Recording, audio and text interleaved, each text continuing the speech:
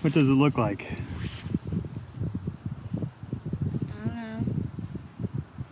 A dead tree. A dead tree? That is a plum tree. One of those trees?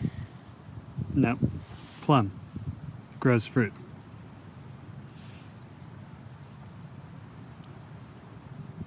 You like fruit? Yeah. No. That's a plum tree. Why is it bubbling? Because I put 5 gallons of water in there. As the water settles in, it soaks in all the mud and dirt.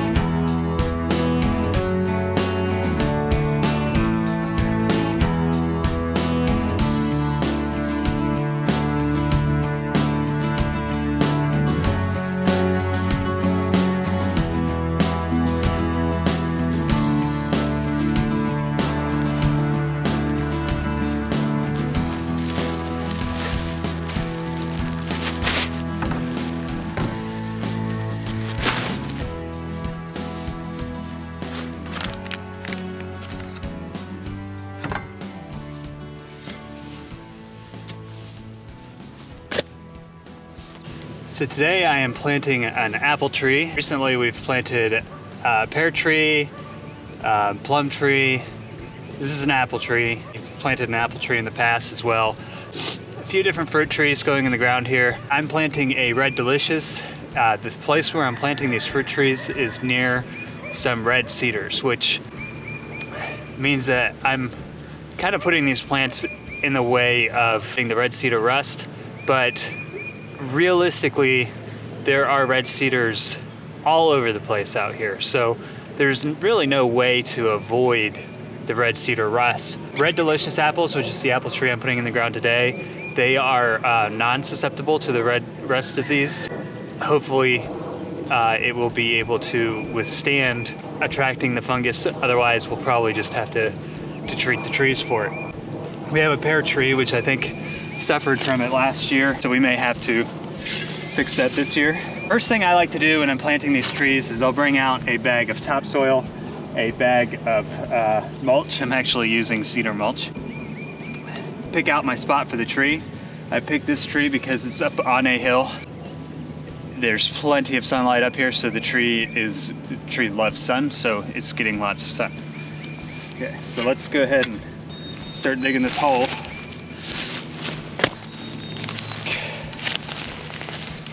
For the most part, along this hillside, I've been pretty pleased with the soil. This part here seems exceptionally rocky compared to the other areas that I've already dug.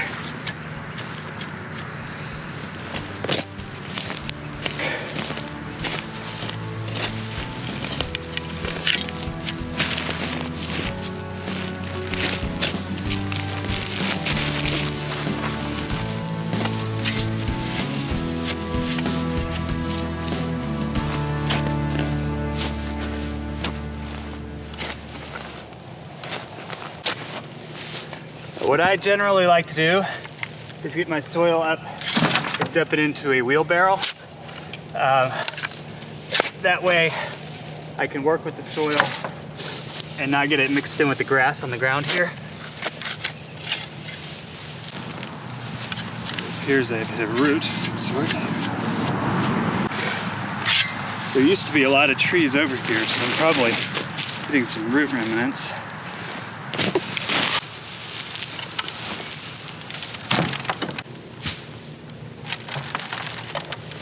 So I generally try and get all the good soil shaken off the grass balls, and then I'll go ahead and dig out as much of this as I can, throw it in the wheelbarrow.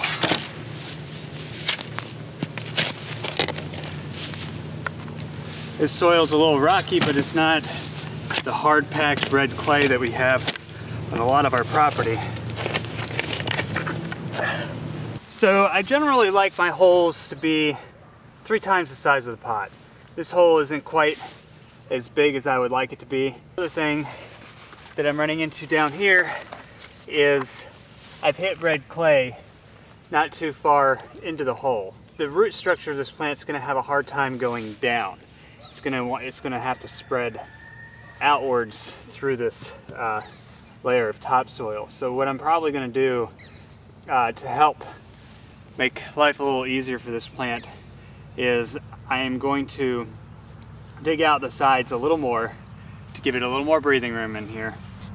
And then I may dig down into the clay a little ways and throw in some of the soil that I'm going to make here in a minute to help give the roots somewhere they can go depth-wise, because I need the roots to settle into their new space.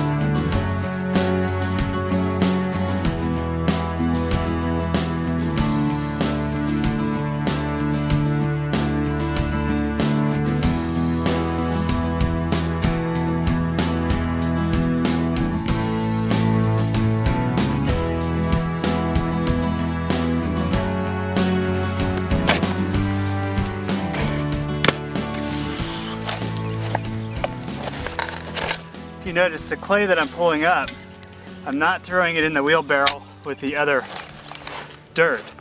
I'm sticking it across the front here to kind of build a barricade for water to help retain water into this hole. Clay is very good at building little barricades like that. It's also very hard when it's dry, so the dryness and hardness of this stuff can really suffocate out your roots if you don't have enough of a topsoil to allow the roots to grow across kind of the surface there. Some roots will become strong enough to break down into that clay over time, but it's highly unlikely that a transplant is going to be able to do that. Oh. Down there you can see the clay turning from red to a gray. That is the worst soil on this property right down there.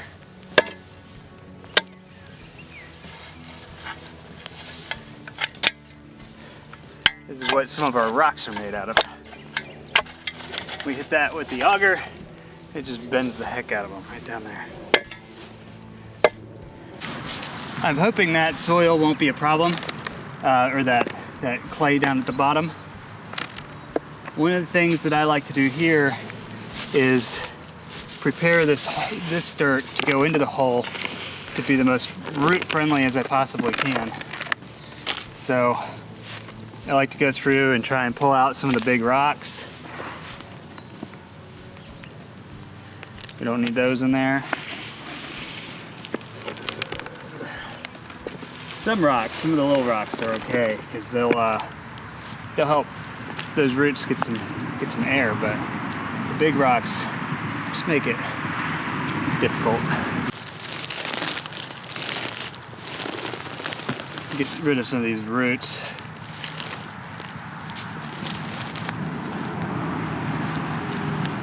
Now, pour in a bag of topsoil. Trying to mix this all together here.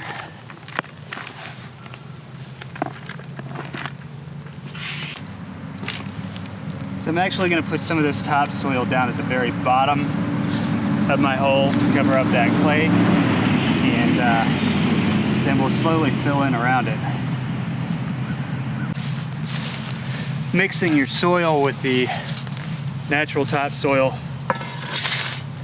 is really kind of an important step, because it's going to help your roots establish themselves in an environment that's similar to the environment they're going to continue to grow into.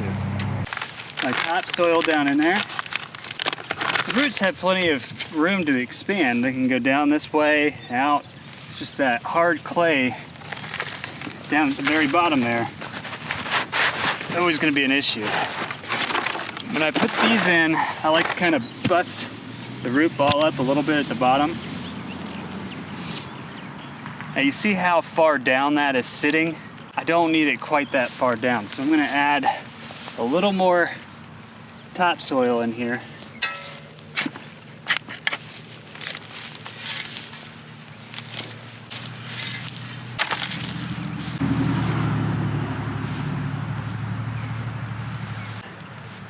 Now that's right about where I want it, just a little below the exterior surface, because remember, I'm building this mound here out of rock and some of these stones that came out of the dirt, and that'll help retain the moisture in there. But I do want some sort of a divot coming into the plant, especially when it's a new plant, so that water will tend to retain in here and these roots will stay moist. Now I'm just going to fill in with my topsoil mix up here.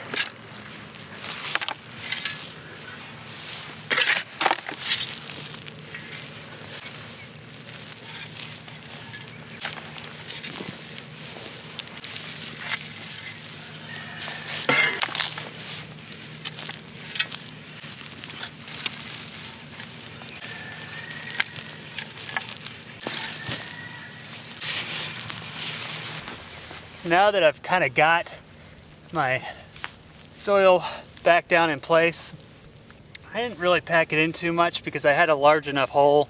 You could really see it filling in. And I want this dirt to be somewhat loose. We're about to have some rain. I want it to be able to just soak in around the roots the way it wants to naturally. I've already kind of got this clay barrier built up down here to help retain some water.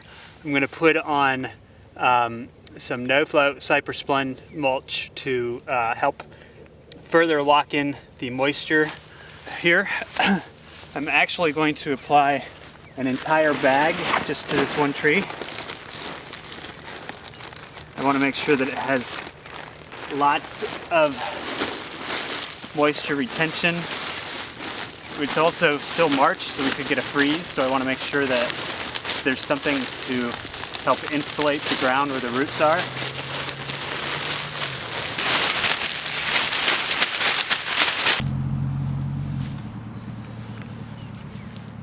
And the last thing I like to do is water this whole tree in with about 10 to 15 gallons of water. So we'll carry over some 5-gallon buckets and pour it on here, and then, you know, the rain will do the rest. It'll probably soak it in real nicely over the next few weeks here. Generally, I've had pretty good luck when I plant fruit trees early spring, because I'm hitting the wet season early on, and I'm allowing those plants to really kind of adhere to the ground and work their roots in before the summertime. Dry summer could still kill these even after they've been in the ground for several months. So we have to keep an eye on them, keep them damp, moist, and watered. Hopefully this mulch will assist us with keeping the soil underneath here nice and moist. It's supposed to anyway. So that's it. I do my plum tree and my peach tree the same way. I have not planted a plum tree or a peach tree before, so I can't say whether or not my method is successful or not. I can say that I have planted an apple tree, and our other apple tree has been run over with a brush hog. All sorts of things, keeps coming back. Pretty strong little tree. Obviously, because it's been run over, it's only about that high right now. We're actually going to hopefully transplant that if we can figure out a place to put it where it's not going to be in the way of some of our other plants. Right now it's in the way of our other plants.